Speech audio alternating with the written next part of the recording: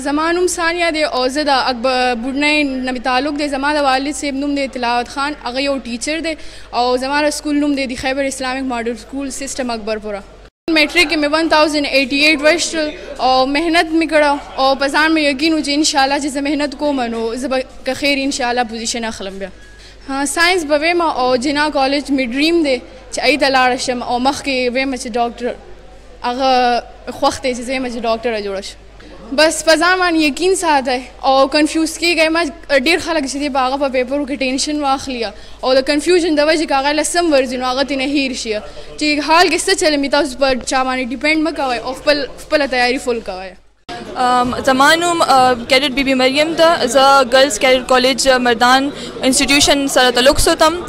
زما مارکس 1085 دي میټرک کې او زما بورډ کې 3rd پوزیشن دی. زما خو دا چې زما والا ټیچرز ما سره ډېر زیات هیلپ کړی دی. زما ټول انسټیټیوشن کې دغه وي چې لکه ټیچر هر بنده سره لون دی نه بالکل هایټ ته کوي هر ایک بس اسټوډنټ نو هغه لون دی نه هایټ ته ډېر زیات محنت غواړي، ظاهري خبر ده. او اساتذه کرام ته موږ ډېر زیات تھینک یو کوو، ډېر زیات شکریه ادا کوو چې هغوی د پوسټ ته موږ رسولی یو. جی زما محمد سعد نوم دی جی او موږ گورنمنٹ هائیر سیکنڈری سکول هاتھیان سره جی تعلق ساتو. د هغې سکول سټوډنټ جی او زموږ اوس مردان بورډ رزلټ چې آوټ شو زموږ په فرسٹ پوزیشن رالی جی او په 1100 کې زموږ 1088 مارکس رالی جی. زموږ تیاری خو عام نور سټوډنټان د مختلف نوټس چې موږ کوم کتلو د اصل کې دا چې موږ کنسپچوال تیاری کوو.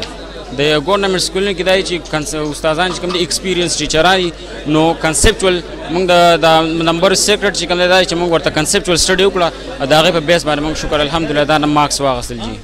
نورو طالبانو ته زموږ دا چې سجیشن دی چې گورنمنٹ سکولونه جوین کړي جي. پای کې سټوډنټانو ته دا ټریننګ کېږي چې یو ښه انسان جوړ شي چې زموږ مخکې کوم لایف کې کوم ویژن دی جي چې موږ یو ښه انسان جوړ شو، هر چا سره بلایي وکړو او د هر چا په کار راشو جي. السلام علیکم. زما نوم کیډټ علیزه دی. ګرلز کیډټ کالج کې سبق وایم او الحمدلله مردان بورډ کې مې 3rd پوزیشن راغلی او 1085 مارکس مې دي. بس دا خو اوبویسلی محنت مو کړی او بل د ټیچرز او د انسټیټیوشن ډېر زیات هغې کریډټ هغوی ته ځي. هغوی راسره ټیچرز راسره ډېر زیات محنت کړو، پرنسپل سر او د مور او پلار د الله تعالی فضل و کرم دی. او فیوچر کې چې دی نو فیوچر کې اوس فرسٹ ایئر کې چې دی ما پری انجینیرنګ دغه کو او انشاءالله ایئر فورس ته به ځم او ایروناټیکل انجینیرنګ د مې اراده ده.